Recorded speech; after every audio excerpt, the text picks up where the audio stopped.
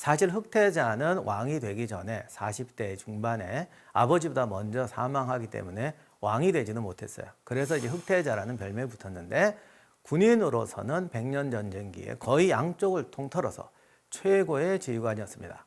그리고 이분은 두 가지 극별한 평이 있는데 왕이나 기사들과 만났을 때는 정말 당대 최고의 기사다. 우리가 흔히 아는 그 기사도 이렇게 매너 좋고 마상 창시합 있잖아요. 원래 토너먼트란 말이 거기서 나왔는데 그런데도 참관할 때 정말 영화에 나오듯이 멋있게 행동하고 그런데 또 이제 전쟁터에서는 꽤 잔인한 일들을 많이 했어요. 그리고 세금 같은 거 이렇게 할 때는 굉장히 냉정해가지고 증세 같은 거 할 때 제발 이러지 말아주세요. 그러면 어림도 없다. 더 내라. 이런 아주 딱 칼같이 끄는 스타일이어서 이게 도대체 왜 이렇게 훌륭한 기사가 이렇게 잔인하냐. 근데 뭐 오늘 우리가 그것까지 다 답을 낼 수는 없지만 이번 주제는 전술가 장군으로서의 인물사니까 에드워드 흑태자가 어떻게 해서 흑태자가 됐으며 어떤 전투를 어떻게 치루었는지 살펴보도록 하겠습니다.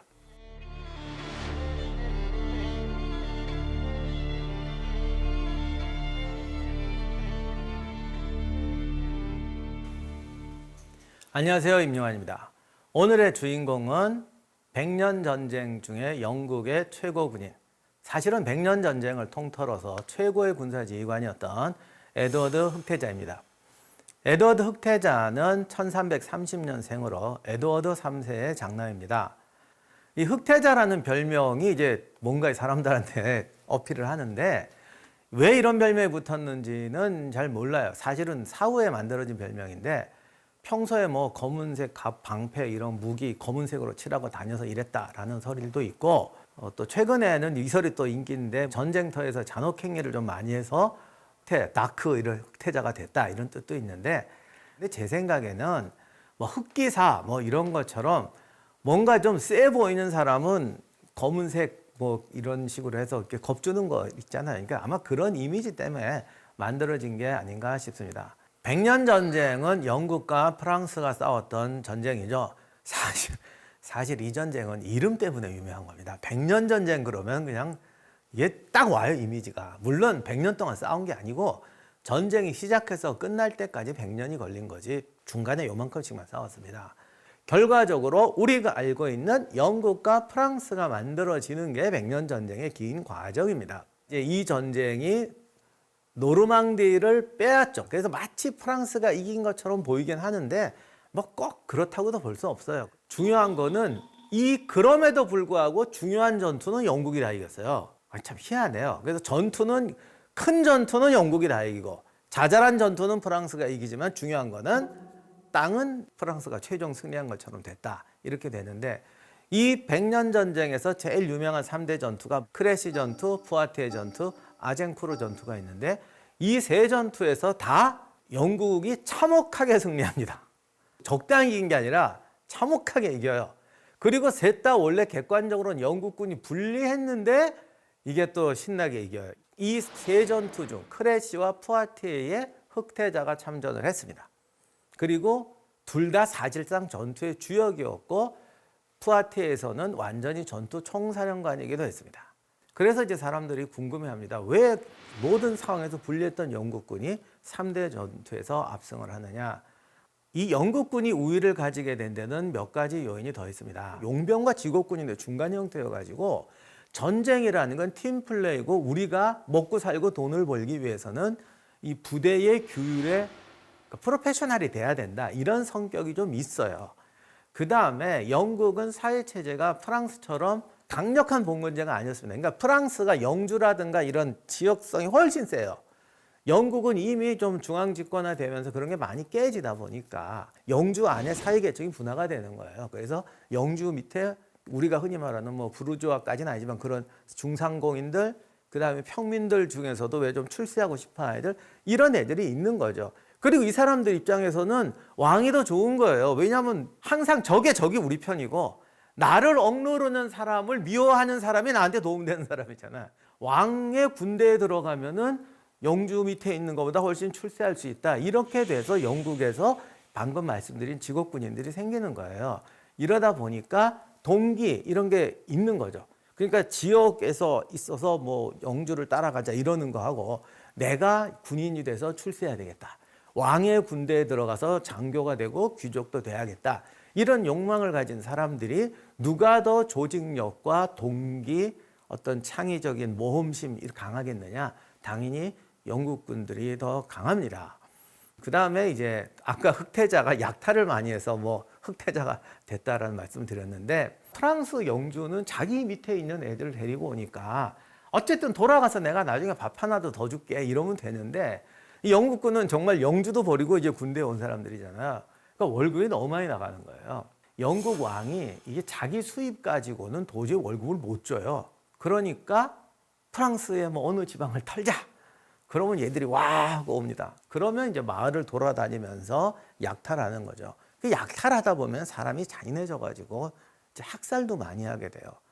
그러니까 사람이 참 이상해요. 처음에는 지들도 양심이 꺼리거든요. 그러니까 예를 들면 집에서 물건은 털어도 불은 안 지른다. 뭐 이렇게 해도 사람은 끄집어내고 지른다. 처음엔 그렇게 해요. 근데 이게 자꾸 하다 보면 경쟁이 생기는 거야. 빨리 불질러 버리고 가자.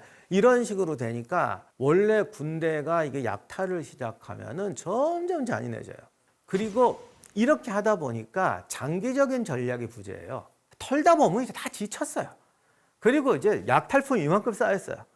그냥 어떻게 해? 그냥 집에 가자. 이렇게 되니까 장기적인 전략이 되질 않아서 왜 전투에선 이기고 전쟁에서 지는 이유가 이렇게 따지고 보면 약탈 전쟁만 하고 전략적 전투를 안 하니까 내내 이기는데 전쟁에서 못 이기는 거죠. 이제 이런 구조가 된 거예요. 야, 그러면 영국군 사령관은 편했겠다. 절대 아닙니다. 이 시대가 중세에서 근대로 넘어오는 시기거든요. 그러다 보니까 에드워드 흑태자에 대해서 여러 가지 상반된 이야기가 많은데, 자기는 프로페셔널한 그 평민, 용병형 직업군인과 전통 기사들을 다 다뤄야 되는 거예요. 왕하고도 만나야 되고, 스코틀랜드, 웨일즈, 심지어는 뭐 외국에서 온 말도 안 통하는 용병하고도 다뤄야 돼요. 그거 월급만 준다고 되겠어요? 어떤 새로운 권위도 누려야 돼요. 이러다 보니까 사람이 여러 가지 얼굴을 가질 수밖에 없는 거예요. 그래서 우리들이 지금 헷갈리는 거예요. 기사가 왜 이렇게 행동해? 왜 이렇게 해놓고 저긴 저렇게 행동해? 이상한 거 아니야? 이런 게 우리들이 볼 때는 막 위선처럼 느껴지지만, 사실 지도자의 운명은 누구나 그렇지만 조직이 커지면 8가지 8색조가 돼야 된다. 그건 우리가 치사하다 그러면 치사한 거지만 상황에 맞게 적응해야 된다고는 당연한 거 아닙니까? 사실은 전환기에 어떻게 보면 당연히 해야만 했던 행동이다. 그렇기 때문에 흑태자가 당대에 가장 뛰어난 군대 지휘관이 될 수 있었다라는 겁니다. 반대로 프랑스군은 어떠냐?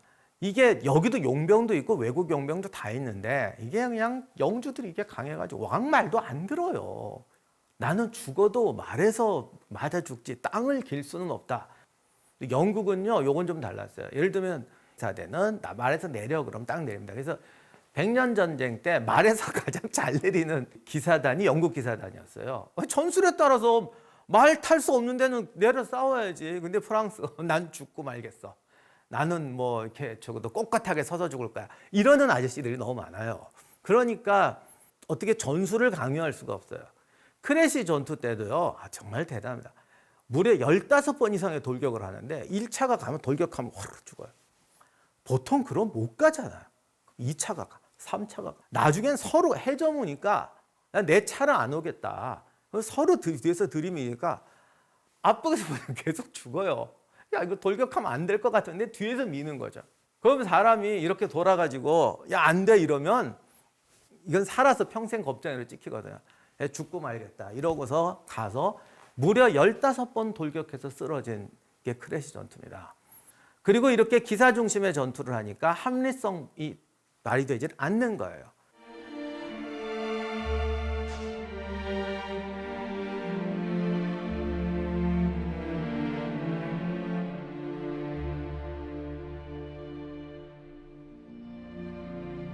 에드워드 흑태자가 사령관으로 참전했던 건 푸아티에 전투입니다. 이때 상대였던 사람이 장 2세예요. 이 장 2세의 별명은 또 선량왕입니다. 검은 악마 태자와 선량왕 장 2세인데, 사실 이게 선량해서 선량한 건 아닌데 요즘 말로 하면 멍청한 장 2세인데, 근데 이 장 2세는 또 어떤 사람이냐면 에드워드 흑태자는 최고의 기사라고 그랬지만은 전쟁터에서는 굉장히 현실적이고 냉혹한 지휘관이었다고 그랬잖아요. 근데 장은 어떻게 보면 더 기사예요. 흑태자는 최고의 기사였지만 기사의 시대가 끝나고 다음 시대로 넘어가는 시대에 양다리를 걸고 있는 인물이에요. 선량왕 장은 이 끝물이 가는 시대, 정말 이제 우리가 알고 있는 낭만적인 기사는 없어지는 시대에 더 과거로 가서 이 요즘 말로 하면 공룡이 멸종하는 시대에 나는 공룡이 되어야지라고 한 사람이에요. 그래서 기사의 꿈과 기사의 몰락을 보는 두 사령관이 부아테에서 만나게 됩니다. 1355년 9월에 흑태자가 보르도에 상륙합니다. 이때 병력이 2600명 정도였고 나중에 좀 늘어서 부아테의 전투 때는 한 4000명 정도 됐다고 하는데 있는 대로 약탈을 해서 걔들이 세금을 못 내게 해서 국가 재정을 어렵게 한다. 이런 거창한 목적을 가지고 약탈극을 벌입니다. 100년 전쟁 역사상 제일 잔혹한 학살극, 약탈극이 벌어졌다고 그래요. 장이 대군을 거느리고 이제 나갑니다. 물론 이건 다 직업군은 아니고 또 이제 기사단을 불러서 나가죠. 그래서 푸아티에라는 곳에서 양쪽이 만나게 되죠. 그러니 흑태자도 이제 싸워야 되는 거야. 약탈물 내려놓고 여기서 우리가 이겨야 집에 돌아가서 이거 갖고 갈 수 있다. 이래가지고 싸우게 되는 겁니다. 당시 영국군은 겨우 4,000명인데 프랑스군은 3만에 가깝단 말입니다. 장기가 이 웨일즈에서 나온 장공이고 수도 적으니까 언덕 비탈에 이제 포진을 해서 저기 언덕으로 올라오게 하고 언덕으로 올라오는 동안 쏴대고 올라오면 지치니까 말에서 내리는 이제 기사 보병들이 달려가서 이렇게 하는 식의 전투를 하려고 언덕에 이제 진을 치고 있었어요. 요런 식으로 똑같이 싸웠던 게 바로 이전의 크래시 전투예요. 거기서 영국군이 이겼거든요. 왜냐하면 애들이 맹목적으로 돌격하다가 이걸 아니까 프랑스군도 이제 작전을 바꿉니다. 어떻게 하냐? 독일 용병들 불러놓고 니네가 먼저 돌격해. 그래서 일단 궁수대를 잡아. 그러면 승리는 우리 거야. 크래시 전투의 경험을 가지고 개량을 한 거예요. 이렇게 돼서 돌격을 합니다. 그런데 분명히 크래시 전투의 경험을 갖고 개량을 하긴 했는데 중요한 거는 개량을 제대로 해야 될 거 아니야. 중요한 건 이게 먹히느냐는 거잖아. 그러니까 영국군은 또 사실은 크래시 전투 때와 똑같이 싸웠는데 하다 보니까 이 전술이 이제 끝난 거예요. 이제 세 번째 돌격이 오면은 우리는 끝이다. 이때 흑태자가 작전을 바꿉니다. 이제 크래시 전투의 추억은 끝났어요. 이제 어떻게 할 것이냐. 여기서 그냥 돌격해버립니다. 여기서 이 돌격이 맹목적인 돌격이었느냐 전략적 판단이었느냐가 중요한데 제가 볼 때는 맹목적 돌격이 절대 아니에요. 왜냐하면 이 황당한 상황에서 사실 400명밖에 없던 기병대를 숲을 우회해서 뒤로 돌려서 적을 치게 합니다. 10,000명이 넘는 군단인데 400명 기병이 돌격해서 얼마나 큰 효과가 오겠어요. 그런데 그동안의 전투 경험을 통해서 프랑스군이 지쳤고 얘들이 공포에 쩔었다. 그래서 막 돌격을 했더니 이게 갑자기 막 뚫리는 거예요. 그리고 기병이 측면에서 나타났는데 사실 측면이나 뒤에서 적이 나타나는 게 정말 무서워요. 그리고 400명이지만 이게 400명이 보이질 않아요. 또 이렇게 지형이 울퉁불퉁한 데서는 그냥 나타나면 적이 우리를 기습하는구나 이렇게 생각하는 거고 장은 공룡이잖아요. 영원한 기사. 그 와중에 도망 안 가고 끝까지 버팁니다. 그래서 포로가 돼버려요.